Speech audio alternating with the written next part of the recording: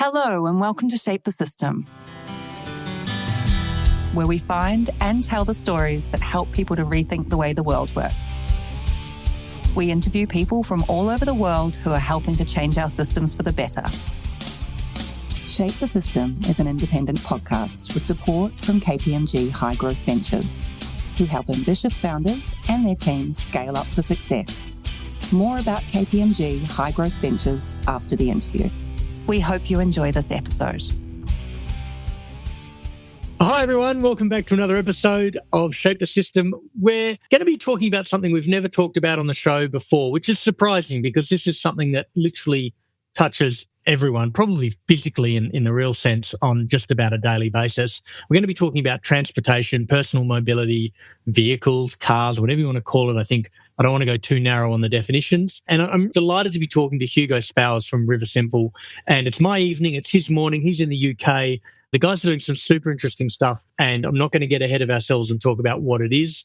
But Hugo, firstly, just welcome to the show, and also just give us a little bit about your arc of the story as to how you came to be working in Riversimple, and then we'll dive into the problems we always do. Yes, certainly. So to put it in perspective, we're developing hydrogen fuel cell cars, but the story goes back way before that. I was originally, when I was young, committed to, really fascinated by the environment. I knew what an ecosystem was when I was 10 years old. And back in those days, most adults didn't. So it was really my passion in life. And about 15, I caught the motor racing disease. And that became my sort of be-all and end-all. And it's why I went to do mechanical engineering at university, because I wanted to design and drive cars. And I was still very interested in the environment and sustainability, and I used to defend myself over dinner with friends on the basis that motor racing is the quickest and cheapest way to improve the efficiency of combustion engines, which I still believe is true. But I reached the conclusion we needed to get rid of combustion engines altogether. So prolonging their tenure didn't really stack up as an excuse any longer. And I got out in the late 90s, not knowing what I was going to do, except I knew it was going to be nothing to do with cars. And shortly after that, because I thought that the only future for sustainable transport was better batteries, and that's basic science and big corporations, big labs, not my sort of world. And shortly after that, I found out about hydrogen fuel cells, and I realized that the technology existed, but it was so different, you needed to make a different sort of car. And that's what motorsport's all about, systems integration. And so that was the beginning of quite a long roller coaster story. So we're a 23-year-old pre-revenue startup now.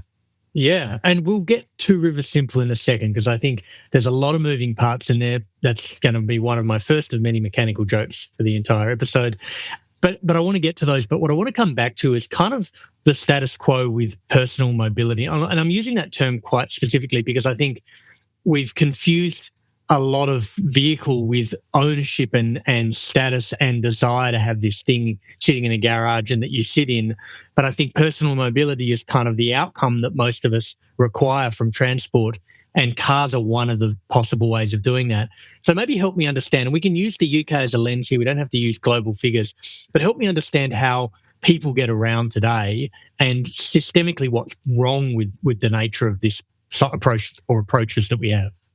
Yes. I think it's absolutely fair to say that cars are a status symbol for some people. I think that the world has changed dramatically because it was a prestige item 50 years ago that not everybody had the benefit of the use of every day, a car. But nowadays it's a commodity that pretty much everybody needs to live their life. The industry will do a great deal to persuade us it's still an important status symbol. But I don't believe that actually the majority of the money turned over in the sector is driven by status any longer. I think it really has substantively changed. Well, I think that a modern motor car, with all its complexity and refinement, is singly the best value product that we have on the planet. I think they're incredible. The trouble is, I think they're also completely unfit for purpose in the 21st century. So, Right. That's a bit of a big deal. It's also the biggest oil tanker we've ever invented. It's the most mature and refined industry. It's why it manages to churn out in such volume, such incredibly capable and reliable cars. And as any organization, industry or whatever becomes more and more refined and specialized, it's harder and harder to change. But change is really needed. And it's at two levels. It's really the product. We all know about the emissions from cars. We know about the limitations of peak oil.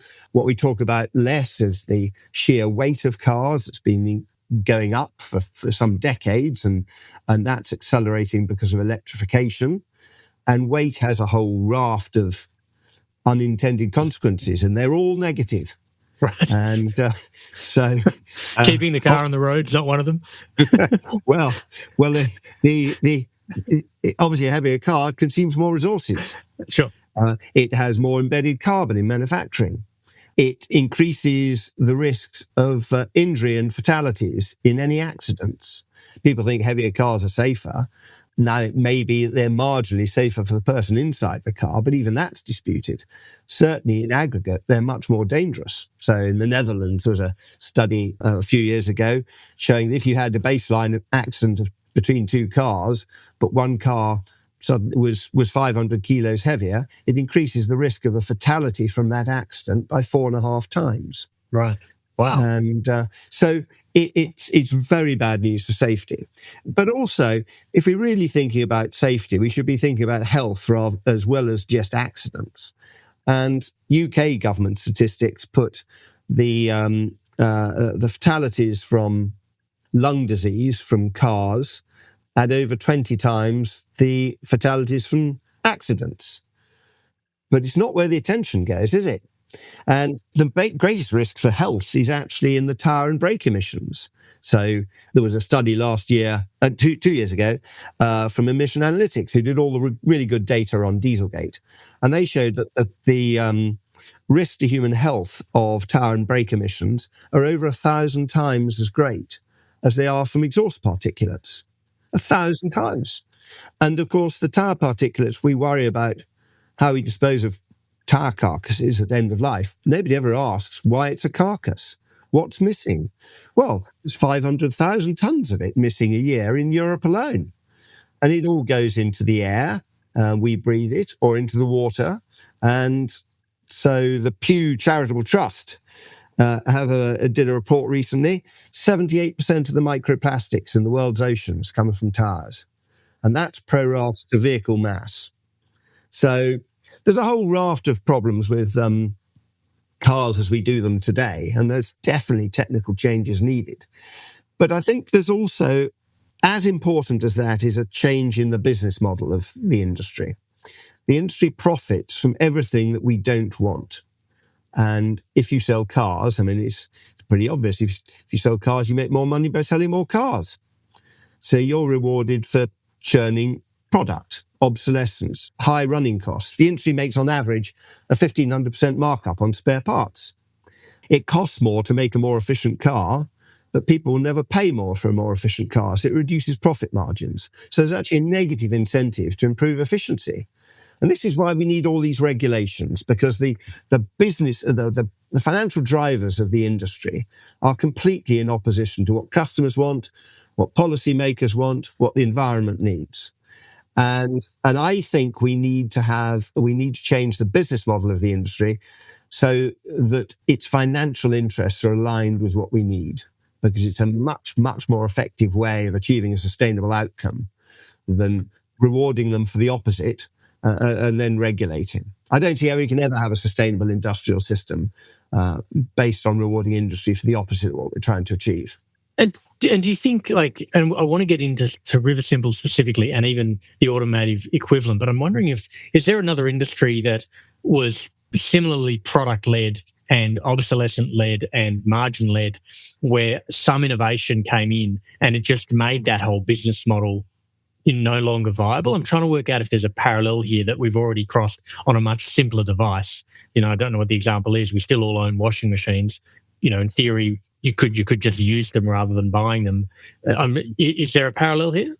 Well, I'm not sure there's abundant examples, but there is one one that inspired me originally back in the late 90s, and that's Carrier air conditioning in the States. And air conditioning systems are obviously sized to keep a building cool. And they moved from selling air conditioning systems to commercial new build and even retrofits to selling coolth. And they would work with the developer, and they would actually invest their own funds in different glass on different walls of the building, different sides of the building, with lower emissivity, so that there was less heat gain in the building. And they then provided the air conditioning system, but they didn't charge for the air conditioning system. They charged for the conditions that you wanted in the office. And they paid all the operating costs. So it meant that they built an air conditioning system that would last as long as possible in the sale of product model. Of course, aircon companies compete on the price of the product, just like we do with cars. And this decouples all the design choices from an absolute focus on unit cost of build. And so they would actually install an air conditioning system that was longer lasting, and it was more efficient because they were paying for the electricity. And actually, it was also a smaller air conditioning system with lower capacity because they'd invest in the fabric of the building to reduce the demand for coolth. So I don't know. This was an example that I heard. It's a great example. Yeah, from Paul Hawken back in the late 90s. I did a course with him. He was the man who put me onto fuel cell technology, by the way. But he wrote a book called Natural Capitalism about 2 years later with Amory Lovin's Rocky Mountain Institute. And Carrier was one of the examples he used in that. It's a very thorough example, but the extraordinary thing is that I don't see many other people doing it. And I think it's extraordinary because you don't need a regulatory change. You don't need a level playing field. It's just more profitable. So it means it can be done unilaterally. And I think that's relevant to our conversation going forwards.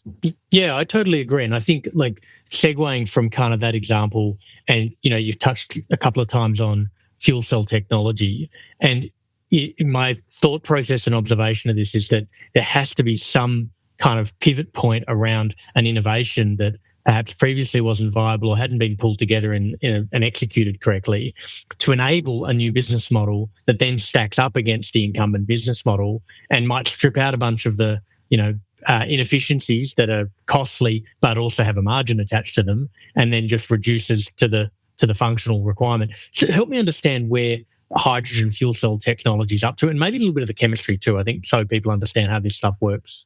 Sure, yes, and it is new, and that's a part of the explanation as to why we got a lot of battery cars, not a lot of hydrogen cars so far. So a fuel cell, start from the beginning, fuel cell is the reverse of electrolysis. So we're all familiar with the school experiment. You have a beaker of water and you put electricity in. You're putting the electricity in to break the molecular bond of the water. And out, water's a very low energy state.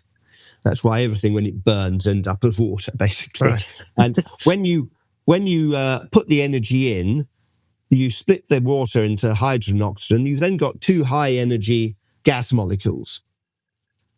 Now, when they combine, they normally go bang and give off all that energy as heat.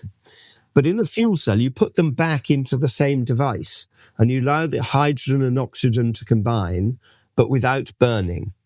And so they combine and give off the energy as electricity. So out comes electricity and water. So it is literally the same process in reverse as electrolysis. It's much more difficult to make it go that way. And it wasn't until the late 50s that a guy called Francis Bacon in Cambridge developed the technology to the point that NASA bought it. And so the first examples of fuel cells were in the command capsules in the Apollo missions. And they you can see on the Smithsonian website, actually, photograph of the fuel cell. It's a great big dustbin. I think it weighed sort of about 150 kilos, and it delivered only 1.3 kilowatts. But that's all you needed for the instruments. But it was still lighter than taking up batteries into space. And that was the key to it. But there's a lot of work to do to get from 1.3 kilowatts to what you need for a car at a price that you can afford, all fitting under the bonnet of a car. Of course, NASA couldn't give a monkey's what the price was, and it was very, very high. And the missions were quite short, so they were very unreliable. Actually, it was the oxygen tank exploding on the Apollo 13 that caused that drama, not the fuel cell directly. But that technology is really new, and if you look on Mercedes-Benz website, museum website, there's a photograph of a van, the Neckar 1, and that was 1994. And the back doors are open. It's got what looks like a miniature chemical refinery in the back of the van. And they claim that to be the world's first fuel cell vehicle. I think, in fact, it was the first road-registered fuel cell vehicle. But it was very novel. And so it wasn't until the 2000s that actually you had a practical-looking car at an extraordinarily high price. This is a totally different scenario to batteries and battery vehicles. The battery vehicles we've had as long as we've had petrol cars. In fact, the land speed record was broken by a battery car in 1899. So I could sort of slightly tongue-in-cheek argue that battery vehicles have taken over 100 years to penetrate the market. So you can't expect fuel cell vehicles to do it overnight. And by and large, the industry, with the exception of the Japanese and Koreans, have been much too concerned for all sorts of understandable reasons. Again, the system that they're working in, they've been focused on the quarterly returns. And the chief executive is not likely to invest heavily in something that's needed in 20 years' time by his successor's successor. And so now that we've got all these regulatory pressures in place, mandates for zero-emission vehicles, the only thing in the cupboard really that they can make is a battery car. I mean, you can easily put batteries in any car. There's no rocket science to it. We've got better batteries, of course, but there's no fundamental challenge. It's a much bigger challenge at a whole system design level to get hydrogen working in a car than batteries in a car, and the technology is less mature. And so, retired board director of one of these major OEMs, I won't mention a name, saying that there isn't a single CEO of a car manufacturer in the world that believes that battery is the answer. That's in solid state kind of lithium, like those type of batteries. Well, any sort of batteries. I mean, it's got all sorts of challenges. Now, I absolutely believe batteries have a role, but it's not a one-size-fits-all. We always want the silver bullet, the solution that's going to do everything. But actually, the achievable, in terms of sustainability and financially, solution to transport is a mixed economy of battery electric vehicles and fuel cell vehicles. I mean, we don't argue about solar PV or wind turbines or wave energy. Which one's going to win the renewable energy race? They're just different, and we need them both. But having a conversation about a mixed solution is much more sophisticated, and certainly in the UK, the Daily Mail and such like prefer simplistic arguments. Well, we might jump back to that part. I'm not sure if we will, but I am interested still in kind of technology-wise where we're at, because the examples you gave from, the 50s and the early 90s, and, you kind of touched on this idea that there's a certain level of maturity now in battery technology. And I'm not sure that it's just the technology that's matured, but the systems of production that have matured enough to make a price point for the technology also make the economic sense to then put it into a car with a traditional business model of sell the car. But it's quite clear that as you move to, self-driving cars, which are clearly a reality, they're already, legally allowed on the road in a bunch of states in the US and I think elsewhere as well. I kind of think about maybe, I think it was a Chevy EV1. I think Chevy made it. And it was a funny looking thing that was in car magazines in the mid 90s. And we're now 2025. We're now 30 years past that point, or 28 years or whatever it was. And it's clear that that's how long these things take. Where would you say that hydrogen fuel cells as an alternative are on that curve? Are we kind of at 1995? Are we in the early 2000s? Well, I think it's fair to say that we didn't have a rollout of battery electric vehicles for reasons other than the technology. Right. There's a huge amount of inertia in our systems, and the barriers are generally to do with people and politics and inertia rather than the technology. You're absolutely right. The battery technology is now incredibly mature and the manufacturing is incredibly mature. It's arguable whether they're affordable. They are certainly a premium. And 80% of the cost of the batteries are now a very mature manufacturing process. So 80% of the cost of a battery is in the raw materials. And when demand for commodity materials goes up, the price goes up, not down. So there are many people who are arguing that battery prices have plateaued and they're now going to start increasing, not decreasing. Interesting. People think that once battery cars are widely available in huge volume, then they're going to get cheaper. No, they're not. Fuel cell technology, on the other hand, the cost is in the processing. And fuel cell cars are expensive because the fuel cell is expensive to make. But Toyota, as an example, have for years said that fuel cells are going to be cheaper to make than petrol engines. They do have platinum in. Our fuel cell in our car's got 5 grams of platinum. Now, a typical catalytic converter in a European car has between 3 and 7 grams. So we're plumb in the middle of what a catalytic converter's got. And also, unlike a catalytic converter, which as it breaks up, some of the platinum goes down the tailpipe and ends up in the dust on the roadside. In a fuel cell, you can recover 100% of the platinum. So that's the only really expensive material in a fuel cell. And it's a stack of a lot of plates, all of which are identical. So they really are perfect for a dramatic cost reduction in volume. As manufactured goods in volume, as we know, the prices come down like you wouldn't believe. So I think economics is one of the big drivers to why fuel cells are ultimately going to take over, but for the majority of longer distance use cases. But at the moment, they are extremely expensive. Well, one of the technical reasons why they're very expensive is because the industry, and this is actually, again, down to inertia of the system, the industry has to incrementally adopt hydrogen in the sort of cars that they make, in the manufacturing capacity they've got, and in the distribution model they've got. And hydrogen, as I said, it's a much bigger change from petrol to hydrogen than from petrol to batteries. Actually, the whole architecture of cars and the culture and manufacturing process have all been refined around petrol engines for 100 years. And trying to persuade hydrogen to behave like petrol, it doesn't do it very well. And so it places a lot of stress on the technology. And trying to improve the technology beyond the current state of the art is why I heard a figure of 9 billion for Toyota's hydrogen program to date. And that was a few years ago. So it's very, very difficult because they're trying to make it do something that isn't really appropriate for the technology.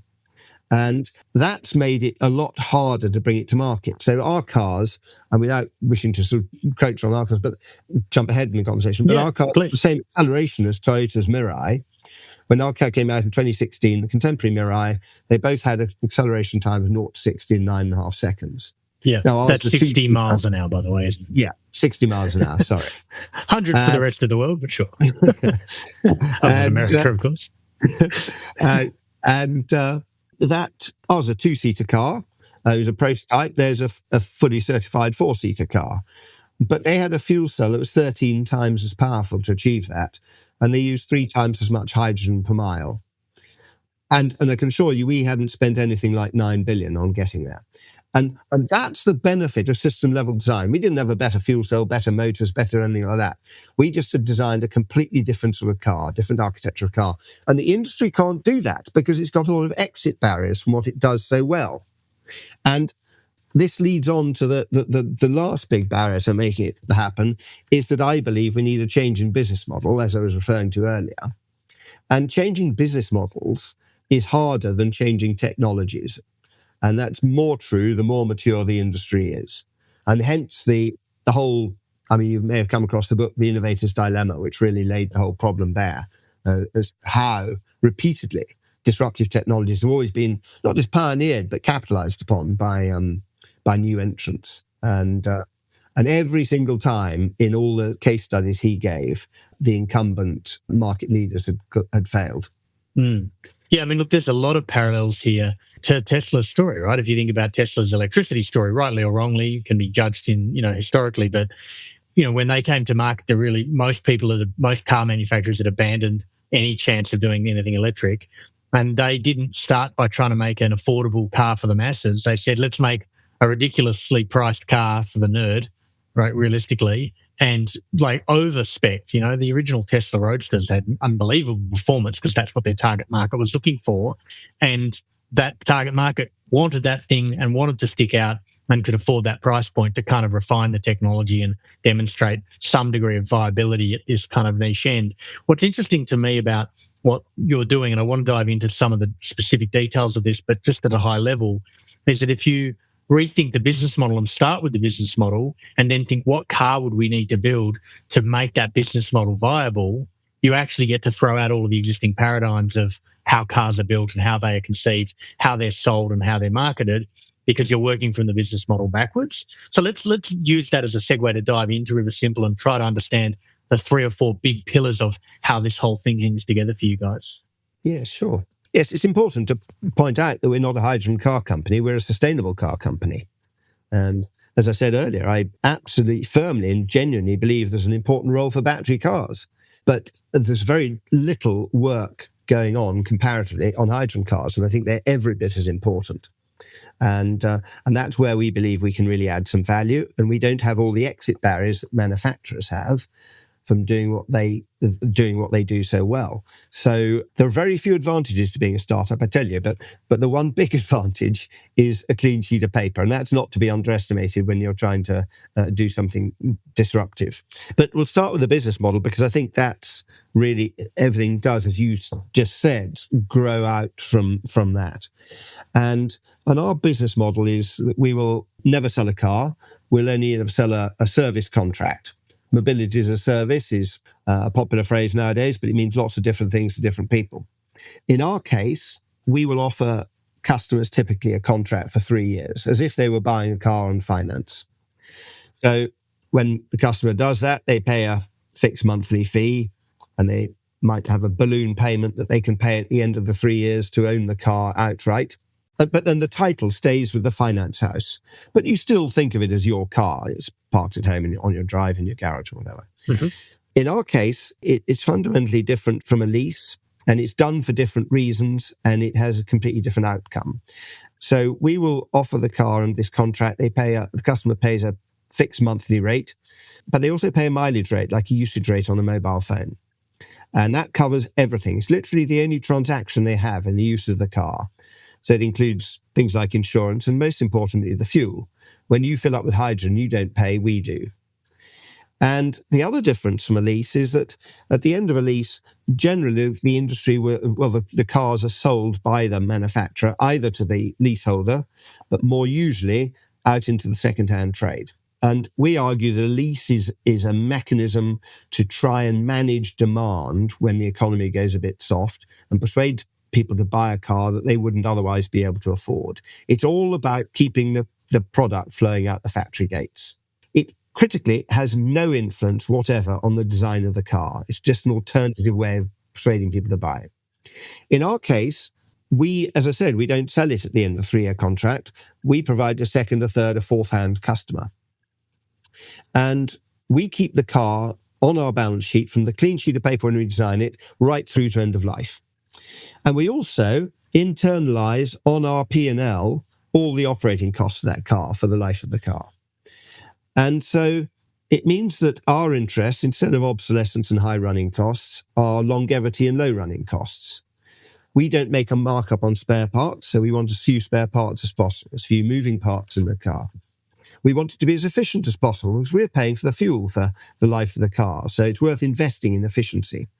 And critically, the competitive proposition, our proposition to the customer, isn't driven by the build cost of the car because we're not selling it.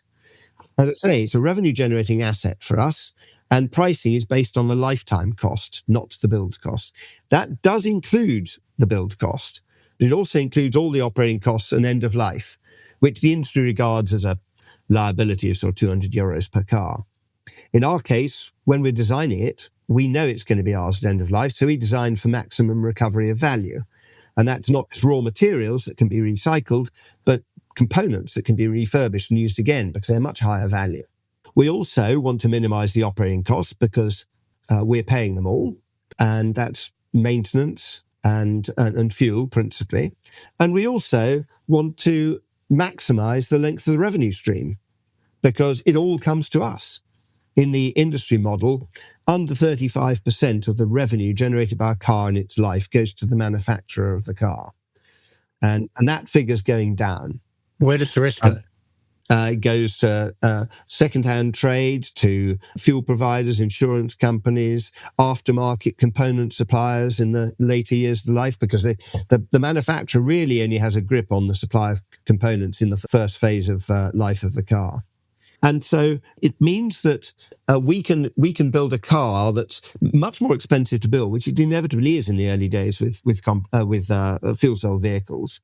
But we can enter the market as an equivalent cost of ownership to the customer of a conventional petrol engine car. And we're not talking the Aston Martin end of the market. We're talking about the Mini or Volkswagen Golf end of the market. And all zero-emission cars today have a premium in the marketplace. And we are focused on bringing a car to market at an equivalent cost of ownership, equivalent convenience or greater than a petrol-engined car, and something that's fun to drive and you want to be seen in. We're not appealing to people on the basis of their eco-guilt.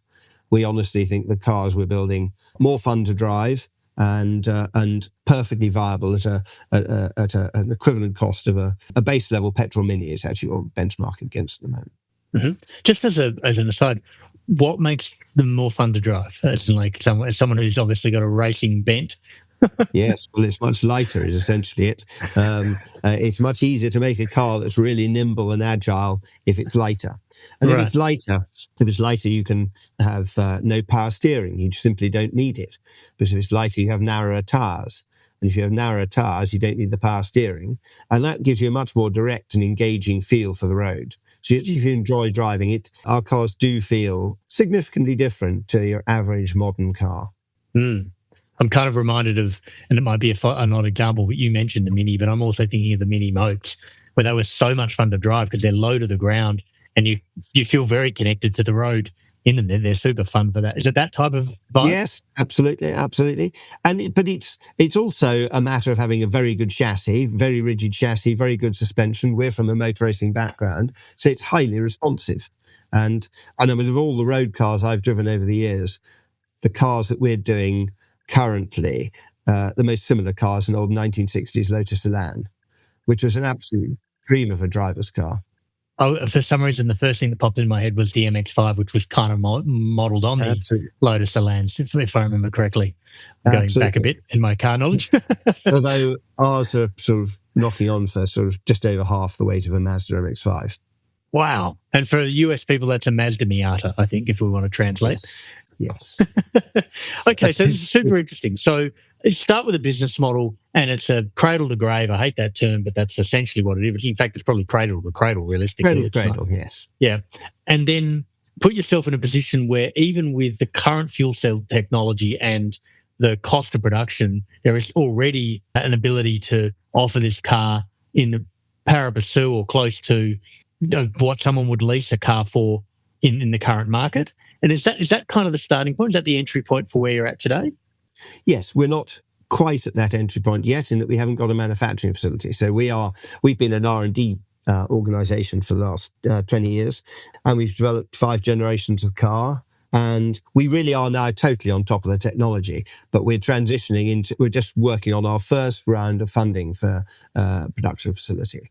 I mean, it's only 5 million sterling, but the model that we have is viable at a massively smaller scale than the conventional industry model. This is another barrier to change. If you make steel cars, your minimum efficient scale for a plant is about 300,000 cars.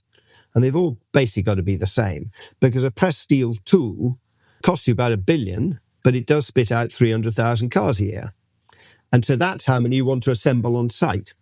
And it's the break-even economics of pressed steel tooling that drive the scale of modern car plants. It's not because we need a lot of cars. I mean, if it weren't for that, you could have a lot of small plants making cars, just a lot more plants, but they're smaller. Now, you can't do that because of the economics of pressed steel. With composite materials, we're using the same logic. There's a minimum efficient scale of a plant, but it's about 2 orders of magnitude lower.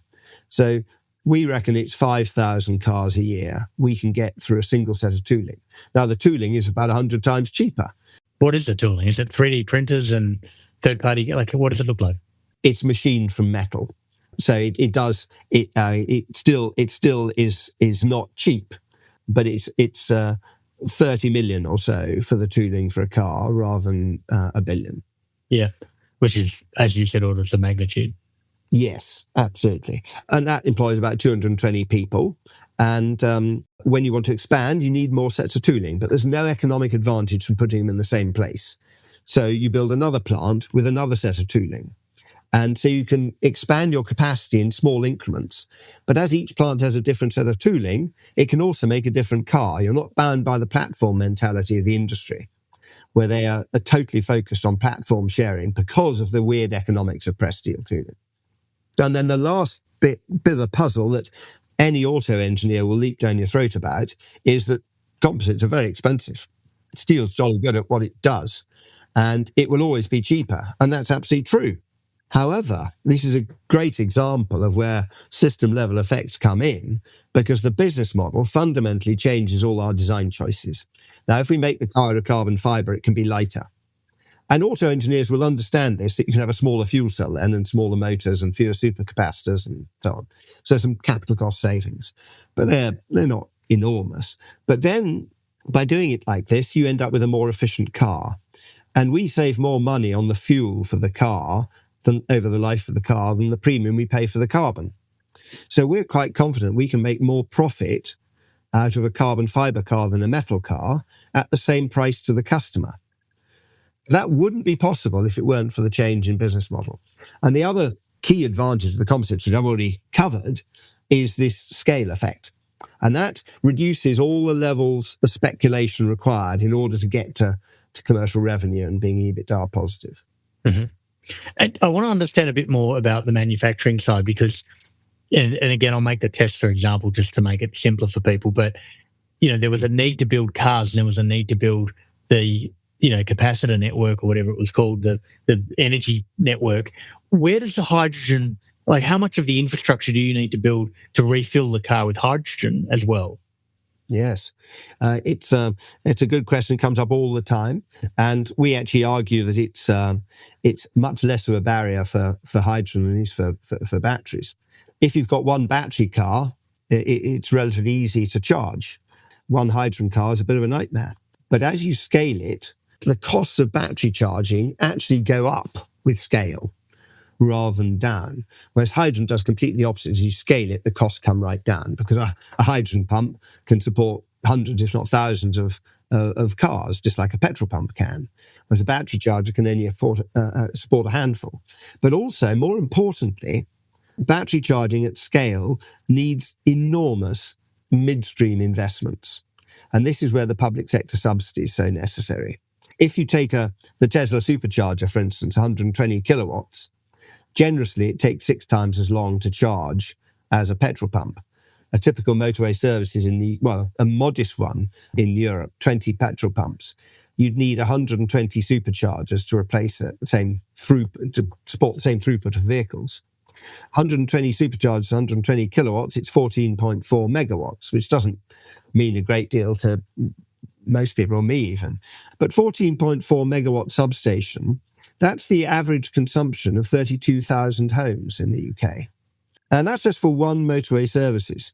So as you scale it, it gets wildly expensive. The Daimler Truck CEO earlier this year said that charging a battery truck is easy. Charging 100 gets quite difficult. Once you get to 1,000, it's almost impossible because the costs go up exponentially, and the opposite's true of hydrogen. And is there something, sorry, just on pause on this point, is there, in the hydrogen example, because you're still having to use electricity to turn the water into the thing that then turns back into electricity, but the point being is that you can be generating that stuff all the time. So when it's needed, the throughput is just incremental to get it into the car, which might be, I think, in your website, 3 minutes. Absolutely, yes. Yes, but also that's one route to green hydrogen. It's not the only route. And in fact, we are very keen on non-electrolytic sources of hydrogen because you can actually make hydrogen much more efficiently from biomass than you can make electricity. And So there is an argument that's out there all the time of starting with electricity, why it's more efficient to put into a battery car than make hydrogen to go into a hydrogen car. But of course, electricity is not a source of hydrogen any more than a source of energy any more than hydrogen is. 40% of UK grid electricity comes from natural gas. It's considered our cleanest form of fossil-generated electricity. It's 49% efficient. Hydrogen from natural gas, so-called grey hydrogen, is 75% efficient. So why is grey hydrogen bad, but our electricity is good? It doesn't really make sense. So we do need a transition strategy, is the point I'm going to making there. But equally, biomethane is exactly the same chemical. And you can use biomethane to make hydrogen at 75% efficiency. There's even companies who have developed autothermal reforming. They're claiming 90% efficiency. And electrolysis-wise, Hysata in Australia, in fact, are claiming 95% efficiency for their electrolyzer. Now, that is an extraordinarily efficient energy conversion process. I'm not saying that I actually argue that if we've got any green electricity, please put it into the grid and displace natural gas from making electricity so inefficiently, and allow the natural gas instead to generate hydrogen more efficiently. In the transition, that has got to be part of the mix. But I absolutely endorse green hydrogen as being the end game that we've got to get to. We can't afford to toggle to it overnight. But to answer your question, actually, I'm sorry, Vincent, I've strayed off the topic now. How do you get there? Because there aren't many hydrogen stations. And this is the one area where we're actually critical of the auto industry, in that they do not have a strategy. And effectively, these companies are saying that we've done this wonderful engineering, and it is brilliant engineering. These cars are incredibly complex. The Toyota Mirai, Hyundai Nexo, and things like that. In our view, they're solving problems entirely of their own creation because they're trying to squeeze it into the wrong sort of car. But it is very sophisticated. But they're effectively turning to governments and saying, well, look, we need a few hundred filling stations in the UK to create a market for this wonderful machine. And we can't afford that, poor little us. So governments, you've got to pay. And that's not a strategy, it's just passing the buck. So we're focused initially, but only initially, on local cars, local duty cycle cars. And in the UK, again, sorry to be using a UK example, but I think the same will be true in Australia. And actually, we've got lots of conversations going on in Australia. It's a very interesting market, we believe. But there's over 3 million cars in the UK that operate in a 25-mile radius. And if you focus on those vehicles, that local doesn't mean urban. You can be in and out of cities. If you're commuting in and out of Oxford, yeah, exactly. Then the critical scale of infrastructure to create a market for the car comes down from 300 pumps to just one.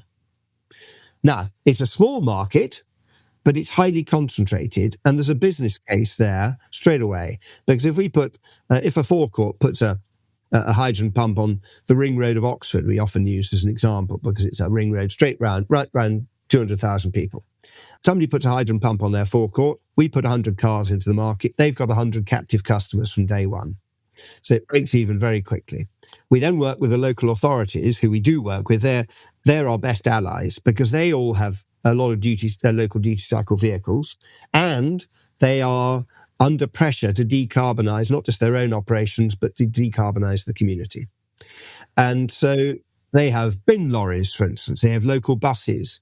Stellantis are now making small vans for last mile delivery. All those vehicle users are operating in local duty cycles. So you can build a concentrated market that has a business case for the infrastructure investor that isn't dependent on 300 other filling stations around the country and doesn't need any public sector subsidy. And that has real appeal to policymakers, of course. Now, then you can duplicate that in different places. And I think once you start it, it'll rattle through quite quickly, at which point you then launch intercity-capable, motorway-capable cars for those sort of users. But it's always the case in technology disruptions that the segmentation of the market changes. Mm-hmm. And I believe this is a great example of where the segmentation of the auto market will become much more related to the function of the car. At the moment, A, B, C, D, E segments are all a matter of size, prestige, and speed. But all of them, whether it's A segment or E segment, you can drive 300 miles on motorways with 4 people at 75 miles an hour quite comfortably and safely.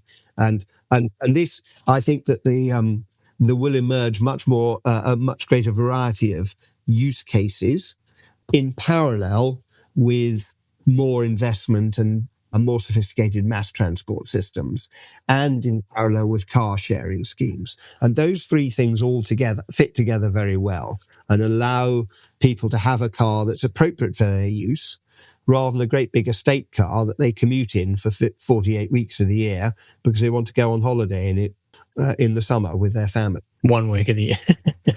And so just from the perspective of Riversimple, like the edges of where you're playing, then you're not trying to go into the infrastructure, hydrogen refilling, and ultimately you plug into whatever infrastructure emerges there.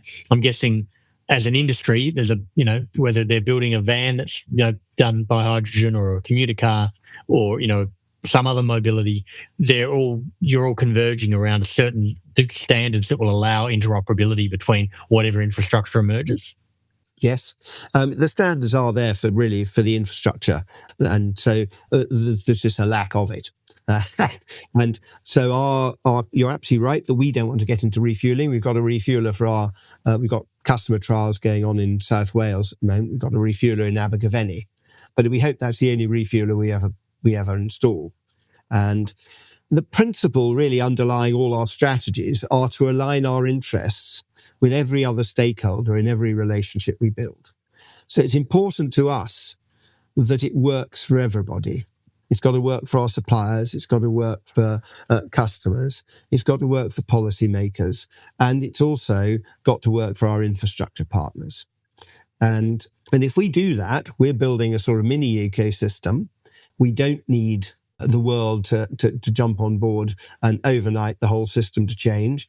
We're building a system that is where all interests are aligned, and we've minimized the levels of speculation that we require and our other partners require, minimizing all the risks.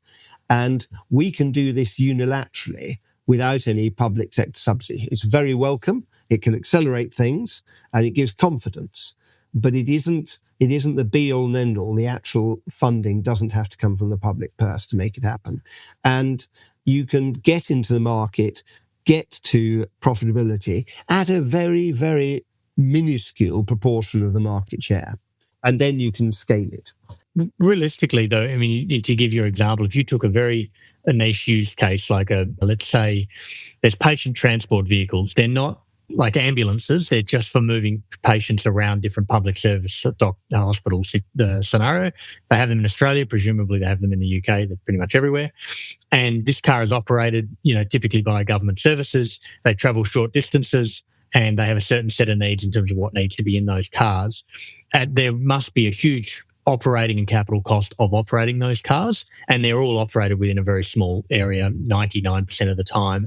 And so you almost can go and say, well, we can bid on that tender and win that tender to be able to operate that vehicle in that location in partnership with a hydrogen provider and demonstrate the efficacy of this entire thing before then replicating that niche in one other geography, or saying, what are the other niches you as a council want to do? Is that kind of how you see you getting to market? Yes, although we're not going to go and do the ambulances ourselves. We're definitely a car company, and we do work with other vehicle providers. Zola, for instance, do refuse collection trucks, and we work with them. We're highly cooperative from that point of view. We work very closely with Toyota, and we all have a shared interest in making hydrogen happen. We don't want to be. We're building a car brand, and there are some use cases where, for instance, domiciliary care staff. We've had conversations, been approached by a big city wanting 200 of our cars for domiciliary care staff. It's not our focus for launching a car. It is the retail market we're focused on, but it certainly adds very useful volume. And what we're doing is very appropriate. It is absolutely a usable, practical, affordable, everyday small car. And the industry, even without electrification, is abandoning the small car sector and moving upstream. I mean, Ford dropped the Fiesta last year. And if Ford won't make a small car, who's going to? The fact is, it's not profitable making small cars. just to the price point doesn't make sense for the amount of margin they can make off it. Absolutely. And a little car that's a sort of a small crossover vehicle has much higher perceived value. They can charge a much higher price for it for a marginal increase in build cost. Because it's raised this much. I mean, I'm tongue in cheek. The whole world seems to be driving compact SUVs. All of a sudden, I'm driving one, so I'm part of the problem. Just the thing that I guess I'm curious about, because for me, and I love talking to people. I know you've been around in various guises for a while, but it feels to me like Riversimple's right at an inflection point for a bunch of reasons, right? A bunch of macro reasons and a bunch of technology type reasons. And the thing that like is the most fascinating to me is to think, what is the use case that is the tipping point for you to get these first 100 cars? And you said it's a consumer car. Like, help me understand the identity of someone who's signing up to this service, and help me understand what that looks like and the timeline for you guys with regards to that. Yes, well, this is part of the reason we've been doing our customer trials, and we've had hundreds of people sign up from the most extraordinarily wide demographic. And it makes it very difficult to answer your question. I mean, who is the target market for the Volkswagen Golf? It's a Probably very difficult. Well, I mean, I'd say that tongue in cheek, but it's probably not an age or a gender or even a location. It's a psychographic thing potentially, or a utility thing. What are they using it for?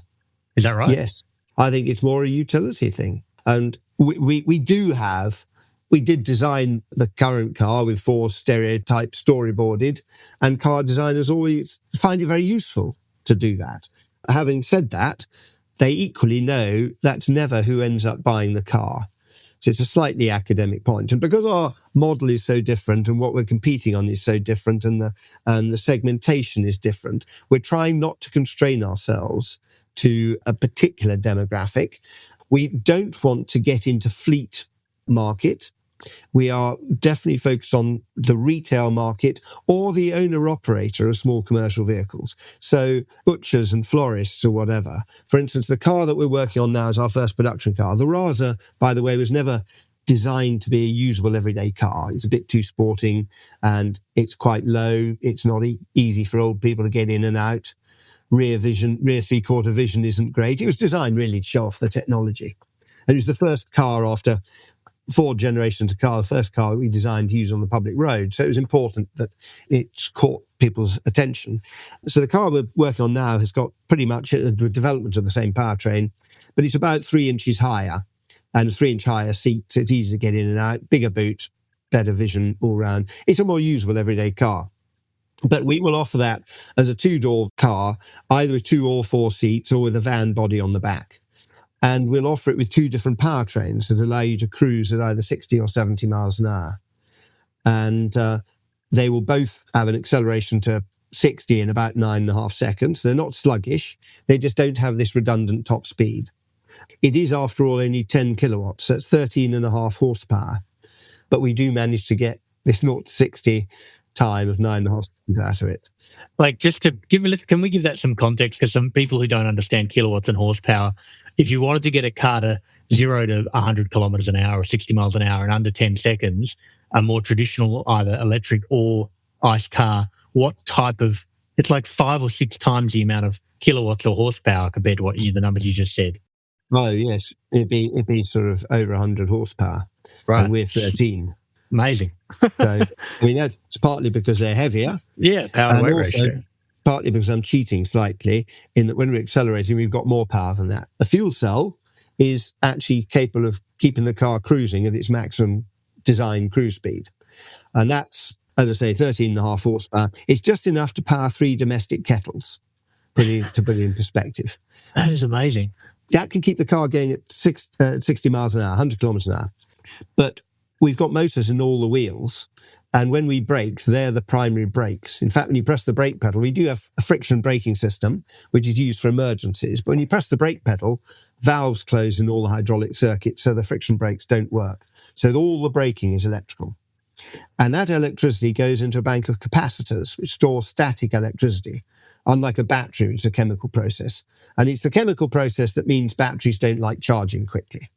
But capacitors, they don't store as much energy as electricity as a battery, but you can throw it in and out very, very quickly. Mm-hmm. And a lot of cycle times yes. too, right? Oh, yes, millions of cycles. The capacitors will last as long as the life of the car, quite easily, longer. And so when we're accelerating, we've got about 70 kilowatts, so getting on for 100 horsepower in a very light car. Oh, you're borrowing from the capacitors. Yes. So we have awesome. We have 70 kilowatts for 10 seconds. Yeah, for that moment where you're accelerating. After that, you don't need to accelerate. And after that, they're empty, but that's fine because you want somewhere to put the electricity in when you slow down. And this is all fine and dandy as long as you can rely on those capacitors when you go around 3 or 4 roundabouts in succession. Because you don't want to come out the 4th roundabout and find there's nothing left in the caps. And the only way you can rely on that is to have very, very efficient regen braking. People talk about regen braking. Nobody ever questions how efficient it is. It might be a tiny, tiny amount of regen. So in something like a Prius, when you brake, the most you'll recover into the battery is about 10% of the energy of the car. But we can recover up to 55% of the energy into our supercaps. What's making the difference? Just the way you've engineered it? Motors all 4 wheels. We want 4-wheel braking, so we want to have motors everywhere so that you can brake electrically without using any friction.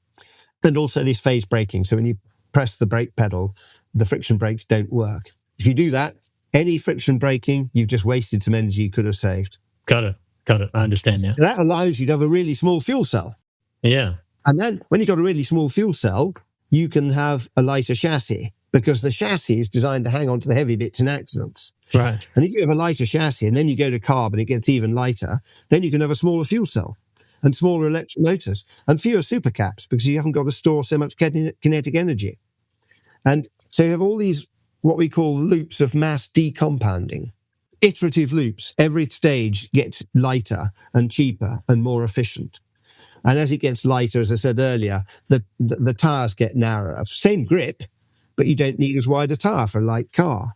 And as the tire gets narrower, you don't need power steering, so you get rid of that system. And you don't need power brakes. And all these things. It just it's a virtuous circle. And you still get the rigidity of what you would get with, like, you know how, the European car manufacturers are renowned for making the door thud so that you feel, the build quality of the car. Do you still get the rigidity that gives you the sense of how well these things are put together? You get the rigidity, and actually with composites, we argue you've got a safer structure. And because we haven't got an engine in front, we've got much more crushable structure at the front than a normal car. So it's just, we haven't done it with the Razas. They're in very low volume. We don't need to go through the crash testing, but we've done virtual crashing, and we're confident we could pass the frontal impact test without any airbags. It's that much safer. And we also got 200 millimeters of crushable structure outboard of the A post and B post. So you've even got crushable structure in the side of the car, which most cars don't. Just as a side note on this, as someone who's poured a lot into this emotionally over a long period of time, if you have to crash one of these things as part of a crash test, like, would that emotion cheer you up to see one of your cars? No, honestly, no, it wouldn't. It would give me a great deal of satisfaction to prove the efficacy of the design, really.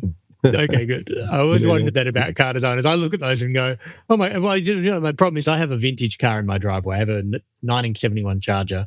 And when I see movies where they take old vintage cars and they get destroyed, like a Gone in 60 Seconds or something, part of me dies inside. I mean, I know it probably wasn't a real car that they did it to. I always wondered how car designers can handle seeing this beautiful thing being, sent to a wall on purpose.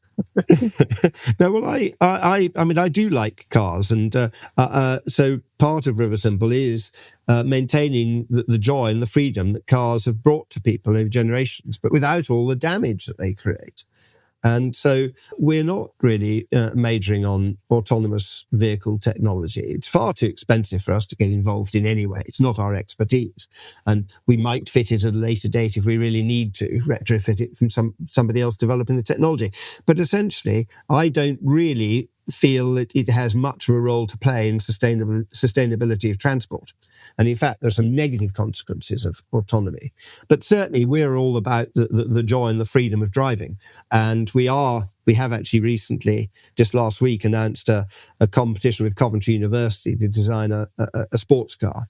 We're only going to do between 10 and 20 of them. They'll be developed in parallel with our production car, and they will share a lot of the development program. But the point about weight I was making right at the beginning of our conversation, we feel is the next big crisis to face the industry. Nobody really has an answer to it. And in fact, if you want a 400-mile range in a zero-emission car, nobody's offering that for much less than 2,000 kilos, which I think is absolutely unacceptable in the long term as a sustainable solution. So this sports car we're doing, we've spent 7 months so far all in simulation. We're absolutely on top of the technology. We know we can do what we say before I sort of give you the figures, but it's only going to be a 29 kilowatt fuel cell. That's 39 horsepower. It'll do 100 miles an hour. It'll only do 100 miles an hour, but we're calling it a supercar because it's my idea of what the ultimate driving car for use on the public road would be today. And it'll do 0 to 100 kilometers an hour in 3.5 seconds. It'll 0 to 160 kilometers an hour, so 100 miles an hour, in 6.4 seconds. That's so fast. It's not so up there with the Bugatti Veyron maybe, but it's a quick car. But it's also an incredibly efficient car. It'll do a 410-mile range, and it'll weigh 620 kilos. So less than a third of any other zero-emission car that's on offer that can do 400-mile range. And it's important. We're trying to make a statement with this car and bring attention to the issue of weight. Not entirely coincidentally, show that we're the only people who can do this at the moment. So, and I think it's, but we've got to do it in a car that people will notice. So we could modify one of our current cars to get a 400-mile range, but nobody would take any notice because it only does 60 miles an hour. But something like this will get noticed. Coventry University design students, all their postgrads, are doing it to their main individual project this September through to December. So is it open to other designers, by the way? No, it's a Coventry competition, but we're not bound to use one of their designs. So we're I mean, we're interested in who's going to design the car. We're not committed there yet. And Andreas Mint, who's the head of design at VW, is one of the judges, and he's actually asked to become part of the briefing team too in September. He's getting quite involved. So the other thing about it, by keeping the top speed down, it allows us to have this very small fuel cell, and it also allows us to have the very light car that we're talking about. And that, in turn, gives the most sensational vehicle dynamics. I think it'll be the best vehicle dynamics of any road car ever built. Inboard brakes, inboard electric motors, very light wheels.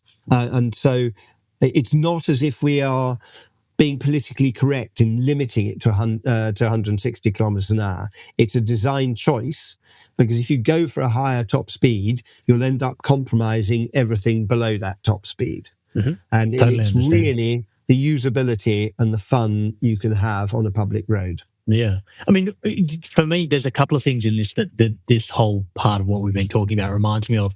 There's been forever, since I was a kid, a challenge to drive a car purely by solar power from Darwin down to Adelaide, which is from the top of Australia to the bottom of Australia.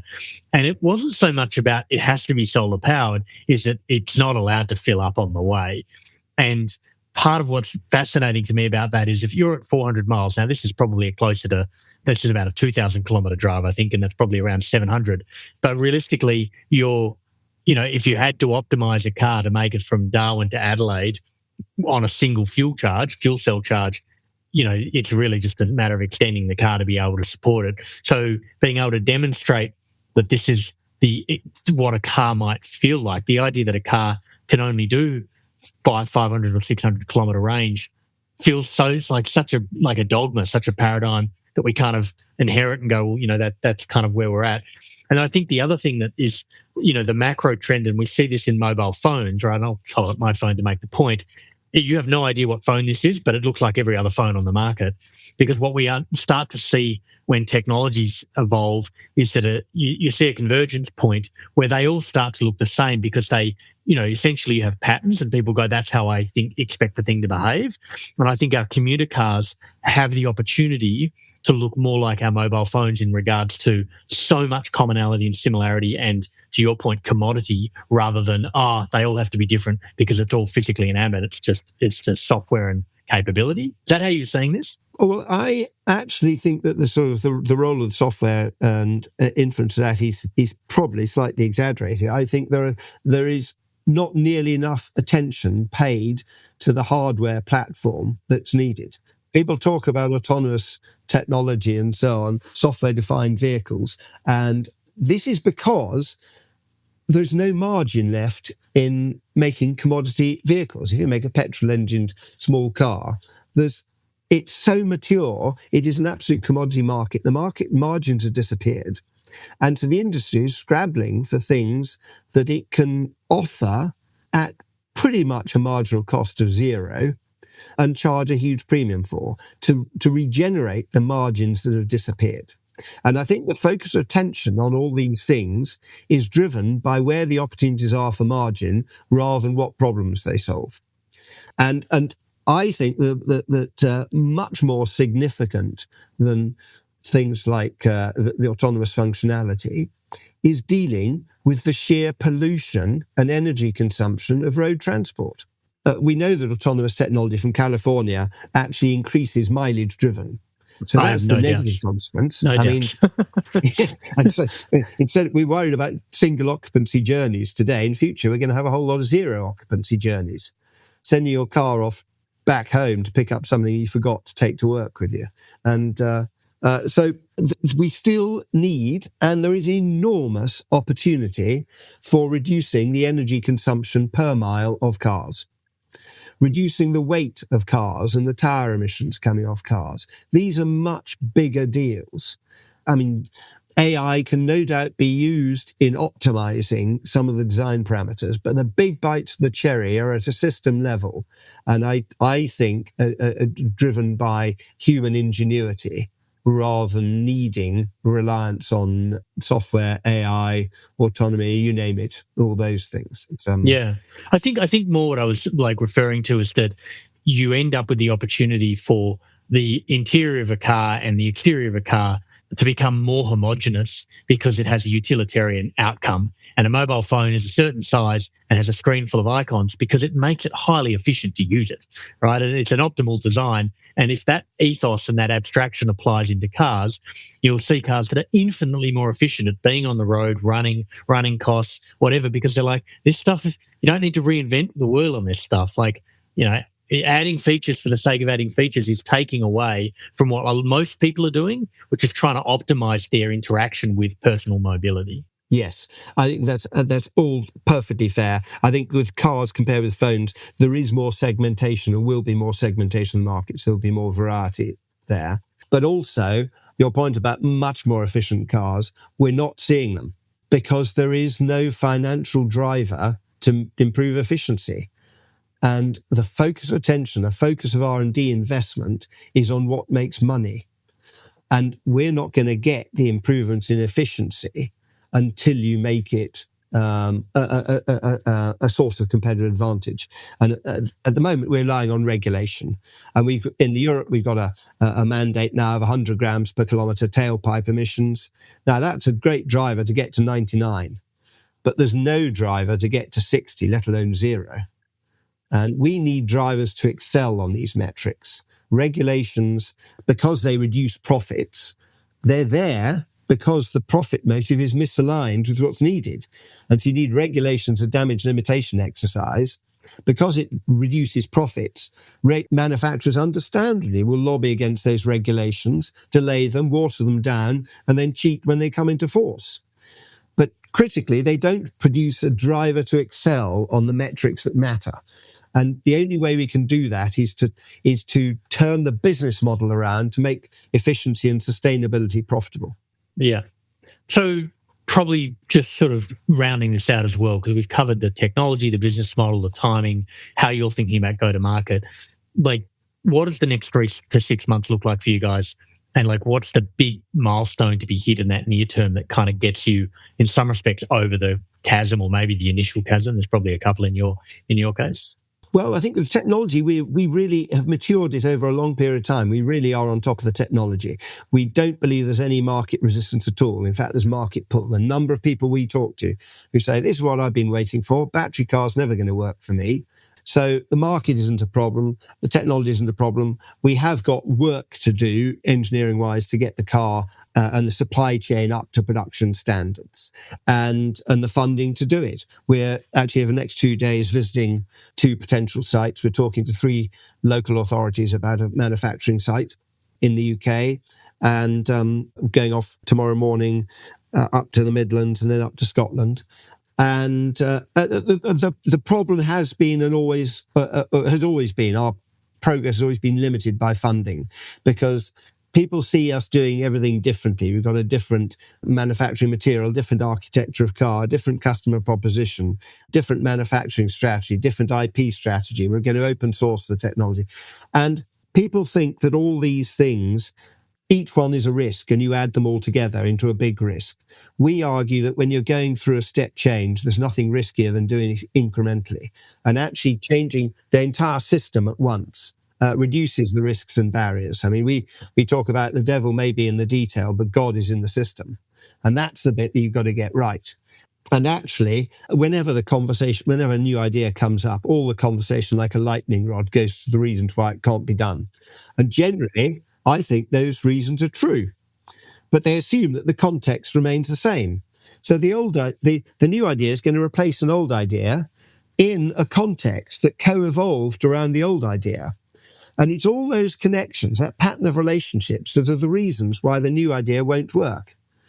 If you're prepared to throw away the context and build a new context, a different pattern of relationships, and it's true of a fuel cell in a car, building a different sort of car, it's true of a different business model, etc. All those barriers go away, fall away, and suddenly the new idea is much more profitable and much more appealing right from the word go.